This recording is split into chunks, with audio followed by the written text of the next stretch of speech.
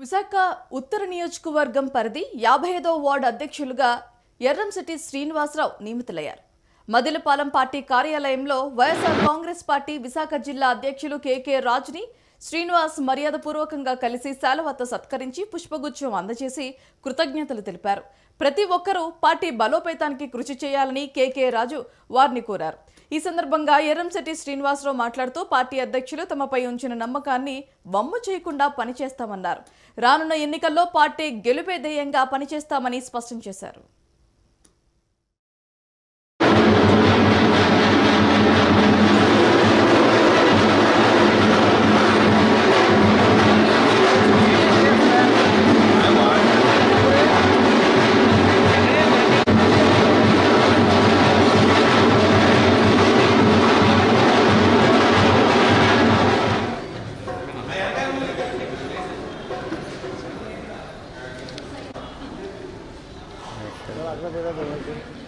ఈరోజు గౌరవ ముఖ్యమంత్రి వర్యులు మాజీ ముఖ్యమంత్రి వర్యులు వైఎస్ జగన్మోహన్ రెడ్డి గారి ఆదేశాల మేరకు మా విశాఖపట్నం కింగ్ వైఎస్ఆర్సీపీ జిల్లా అధ్యక్షులు అలాగే ఉత్తర నియోజకవర్గ సమన్వయకర్త అయినటువంటి ఒక రథసారథిగా ఉంటూ విశాఖపట్నాన్ని వైఎస్ఆర్సీపీని ఒకటి ప్రగతి పథంలో నడిపిస్తున్న మా అన్న కేకే రాజు గారి ఆశీస్సులతోని నాకు ఈరోజు 55వ వార్డు అధ్యక్షులుగా నియమించారు. ఇందు మూలంగా మర్యాదపూర్వకంగా కలవడానికి వచ్చాను.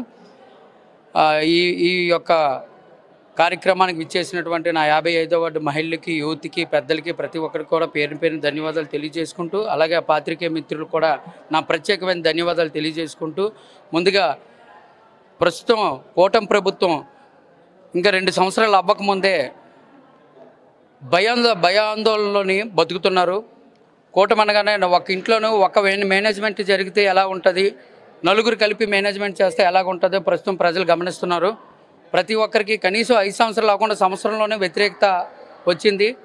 ఈ విషయాన్ని ప్రతి ఒక్కరు ప్రజలు ఎప్పుడు ఎలక్షన్లు వస్తుందా, మేము మంచి వ్యక్తి జగనన్న పథకాలు ఇంటికి వచ్చి ఇచ్చేవారు, మాకు ఏ కష్టమైనా ఏం జరిగినా కూడా వాలంటరీ విభాగం అంతా మా ఇంటి దగ్గరకు వచ్చి మీ కష్టాలు ఏంటని తెలుసుకునేవారు.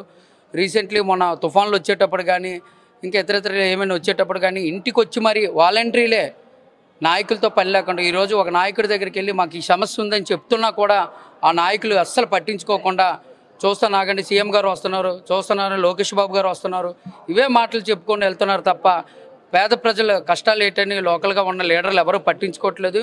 ఇప్పటికీ అధికారం ఉన్నా లేకపోయినా కూడా ఎప్పుడు ప్రజల్లో ఉంటూ ఎప్పుడు కష్టం వచ్చినా ముందుకెళ్ళి పరిగెడుతున్నారంటే గౌరవ శ్రీ మాజీ ముఖ్యమంత్రి వర్యులు జగన్మోహన్ రెడ్డి గారి ఆదేశాల మేరకు మొన్న తుఫాన్లో కానీ మరి ఇతర ఏ విషయాల్లో కానీ ఏం జరిగినా కూడా వైసీపీ కార్యకర్తలందరూ ప్రజలకు అండగా ఉండాలి.